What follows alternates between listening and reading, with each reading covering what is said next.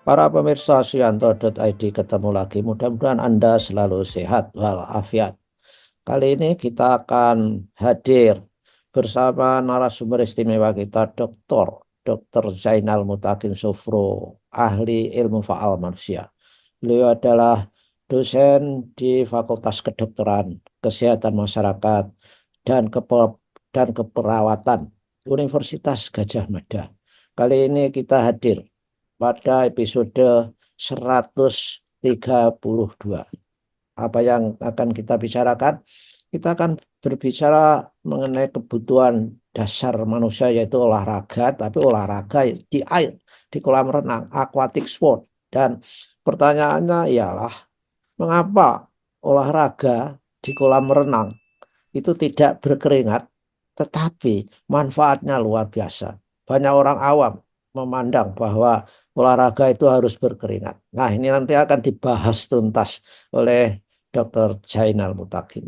Jangan lupa klik subscribe supaya Anda selalu mendapatkan video-video bermanfaat tentang kesehatan holistik dari Dr. Zainal Mutakin. Kalau video ini sampai ke gadget Anda, ini berkat editor channel kita Mas Heri Teguh Wiono di Kabupaten Ngawi di SMP Negeri 2 Karanganyar. Nah, Assalamualaikum warahmatullahi wabarakatuh, dokter. Waalaikumsalam warahmatullahi wabarakatuh. Dok, ini olahraga yang paling baik seperti panjenengan ngendikaken adalah renang karena tidak memberi beban kepada tubuh kita. Tetapi orang awam belum percaya bahwa di kolam renang itu terjadi olahraga yang optimal karena merasa tidak berkeringat dan tentu saja tidak akan bisa menguruskan badan, memperbaiki massa otot dan sebagainya. Bagaimana dok sebenarnya? Ya, baik, terima kasih, Prof. Jadi pada prinsipnya olahraga ini ya juga harus mengingat faktor usia ya, Iya, karena kebanyakan kita lalai bahwa usia itu sejak 30 tahun ya, itu juga mempengaruhi kondisi fisik yang lama-lama semakin menurun. Ya. Dan yang paling menarik ada kebiasaan masyarakat kita ini kalau sudah membawa raket atau raket tenis, Prof. Kalau ditanya mau kemana, itu spontan itu. Mau iya, cari keringat, Prof. iya, iya, iya, iya. Dari keringat. Dari keringat, Prof. Ya. Jadi sekali lagi sudah masuk di dalam benak kita bahwa olahraga identik dengan memproduksi keringat. Ya. Dan ini perlu dibenahi karena apa, Prof? Memang betul itu. Keringat itu akan diproduksi ketika tubuh itu menaikkan suhu badan, ya. Jadi banyak orang lupa bahwa sebetulnya energi yang kita gunakan untuk gerak itu hanya seperempatnya loh, Bro. Oh, iya. Yang 3/4 itu jadi panas, Bro. Oh, Ya, sehingga pantas kalau orang Indonesia kalau diajak olahraga itu paling malas loh, Bro. iya, iya. Karena ya badannya jadi tidak enak kan, tambah panas, keringat dan sebagainya. Ya, ini beda kalau kita hidup di negara yang sejuk, 4 musim itu mereka merupakan apa ya, olahraga merupakan kebutuhan hidup Hmm. gitu. Bahkan kalau kita itu jalan saja kok lamban, wah ini nanti akan dilibas oleh keganasan alam, Prof. Ya, terutama ketika suhu 0 derajat misalnya. Ini aneh kalau ada orang jalannya kok lambat. Iya, iya, iya, iya, iya, iya. Cepat itu. Sebab dengan jalan cepat itu kita menjadi hangat. Ya. Jadi sekali lagi, Prof, konsekuensi dari gerak itu pasti tubuh akan meningkatkan metabolismenya. Ya.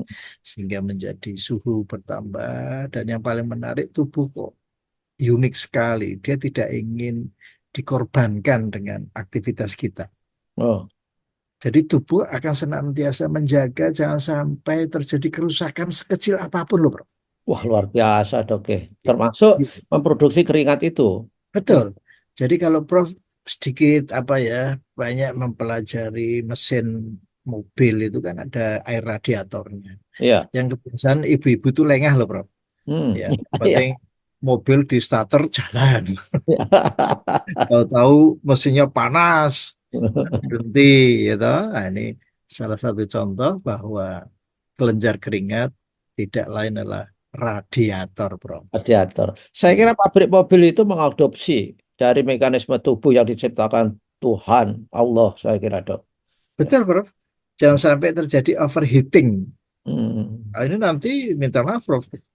Metabolisme tubuh, Prof, ya. Itu bekerja itu karena ada kerja enzim-enzim yang susunannya itu adalah protein, ya.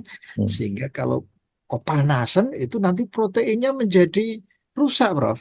Sehingga Oh, metabolisme itu tidak bisa berjalan dengan baik, bahkan bisa memicu terjadinya kematian loh, Prof. oh, oh, ya, ya, ya, Ya, ya. jadi hati-hati sekali kita ini tidak boleh kepanasan tubuhnya. Hmm. Maka jangan heran, Prof, kalau ibadah haji banyak laporan meninggal, terutama di musim panas nih, Prof. Ya. Iya.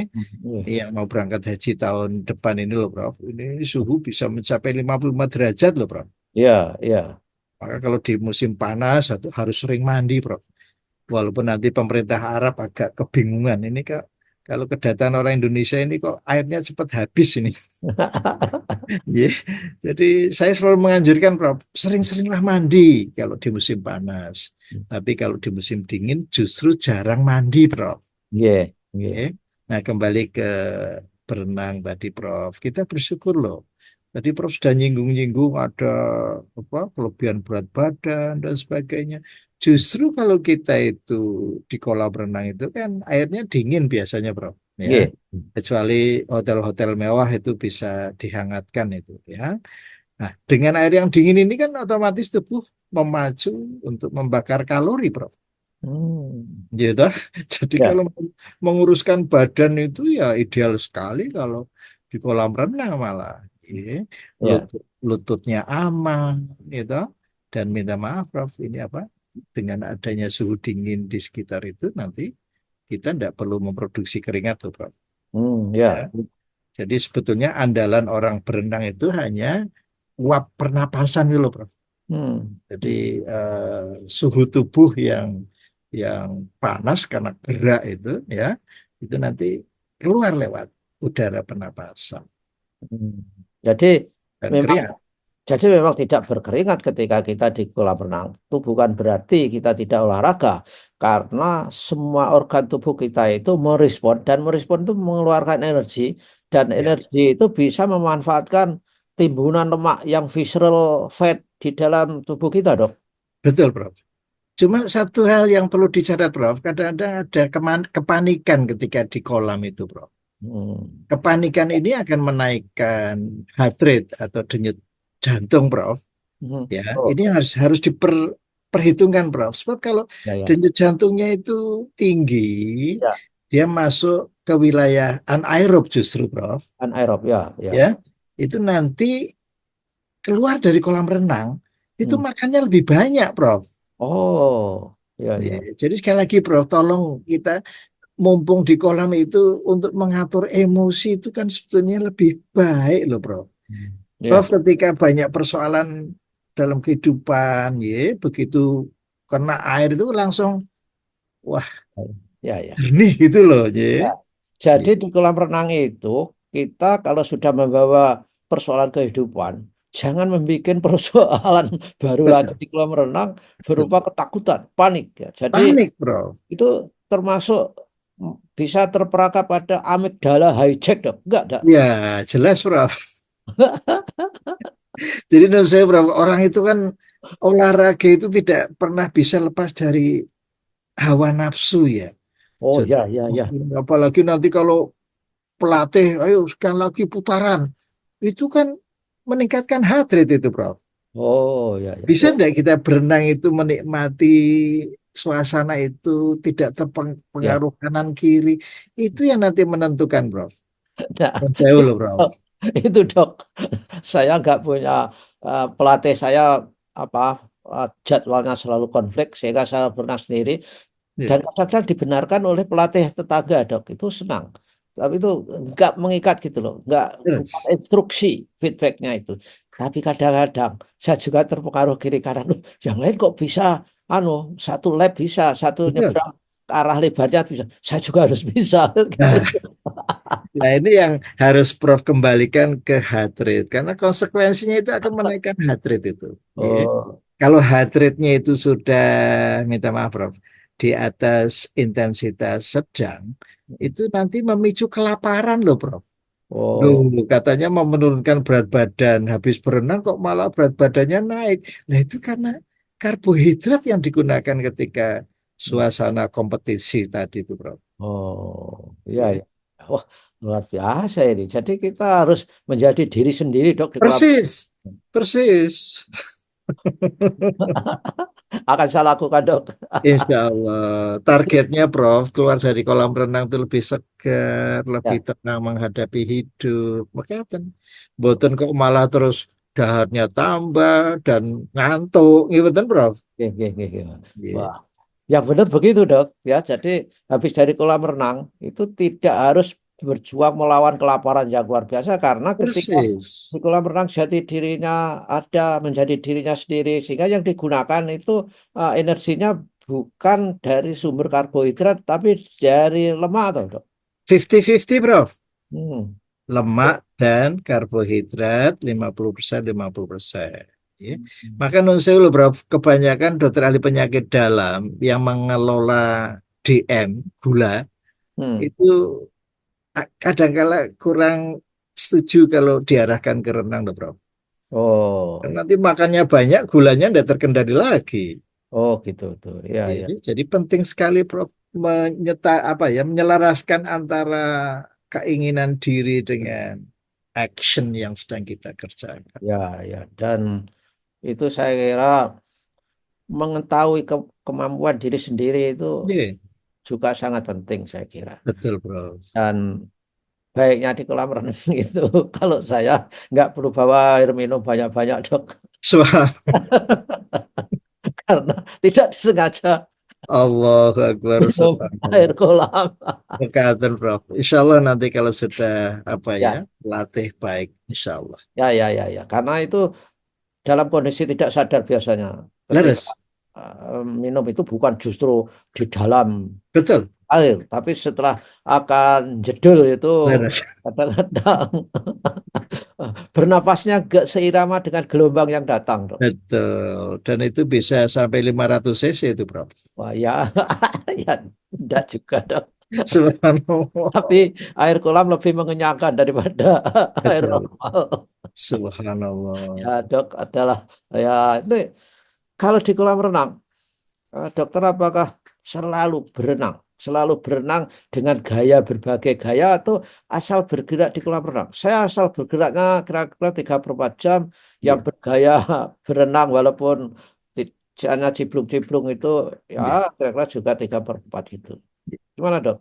Cuma yang penting, Prof, kita harus memberikan jawaban pada halayak ya. Nggih. Jangan dikira loh, di kolam renang kita juga bisa melatih resistance training, ya. Hmm. Jadi bisa lah sambil mengangkat-ngangkat bahu gitu, Nggih. kemudian lompat-lompat di dalam kolam itu merupakan apa ya, Bro? Kesempatan yang luar biasa. Karena apa? Meskipun kita lompat-lompat itu impactnya terhadap lutut tidak berbahaya loh, Bro. Nggih, nggih. Ya. Jadi kita bisa melakukan apa ya, gerak jalan maupun melompat-lompat ataupun mengangkat bahu kita di pinggir kolam renang. Karena apa? Penting sekali di kolam renang itu banyak hal yang bisa kita lakukan lebih-lebih untuk melatih pernapasan loh, Bro. Hmm. Ini justru sangat utama. Jadi kata apa ya, ketika kita sementara tidak setiap gerak ambil nafas, itu kan kesempatan yang Hmm. diberikan seluas-luasnya. Ya. Jadi Kapan kita? Iya, ya, Bang. melatih pernapasan itu artinya kita menahan napas misalnya sedang menyelam, Dok. Saya kadang-kadang ya menyelam dari lebarnya itu hampir Iya, sampai kurang 1 meter itu iya. sampai jedul. Maksudnya itu, Dok, menahan setelah itu muncul lagi gitu. Sebetulnya bukan ke arah menyelamnya, Bro. Kita kan melakukan gerakan itu biasanya sekali gerakan ambil nafas, setiap gerakan ambil nafas, itu bisa ditunda berkali-kali, Prof. Jadi tidak setiap 1, 2, 3, yang penting kita sadar bahwa kita sedang belajar melatih pernapasan. Oke. Sehingga Itu latihan dialamatkan kepada paru-paru, Dok, atau jantung harus seperti itu? Paru-paru, Prof. Karena kalau kita sudah terlatih paru-parunya, insya Allah, Prof, itu oksigen akan bisa tersebar sampai ke segala juru. Apakah paru-paru yang dilatih itu fungsinya hanya untuk mendistribusikan oksigen ke seluruh tubuh, atau dengan paru-paru selalu dilatih, diberi tekanan, juga bisa terjadi neurovaskularisasi, Dok? Ya, otomatis, Prof. Karena oksigen itu kan akan diedarkan lewat pembuluh darah. Jadi dengan berlatih itu tidak hanya neovaskularisasi, termasuk juga mitokondrianya juga terbentuk ya dalam jumlah yang lebih banyak dan ukuran yang lebih besar. Dan jangan lupa, Prof, karena konsep kita ini kan kesehatan biopsikososio-spiritual, Prof. Ya. Untuk mengaktifkan vagal break, Prof. Vagal break, sehingga minta maaf, Prof, penyakit-penyakit termasuk peradangan itu mudah diatasi dengan baik. Jadi saya kira konsep berpikir semacam ini yang jarang difikirkan, Prof. Jadi dengan melatih pernapasan di kolam itu, vagal break atau vagus smart tadi, Prof, itu akan aktif dan dia yang akan menyeimbangkan sistem rem dan gas di dalam tubuh kita. Ya. Yang akhirnya tercipta homeostatis. Persis, atau steady state. Steady state. Terima kasih, Dok, atas tausiah yang luar biasa, supaya tidak terjadi salah paham dan pahamnya salah dari netizen kita terhadap konsep olahraga di air, di kolam. Sampai ketemu minggu yang akan datang. Wassalamualaikum warahmatullahi wabarakatuh. Waalaikumsalam warahmatullahi wabarakatuh.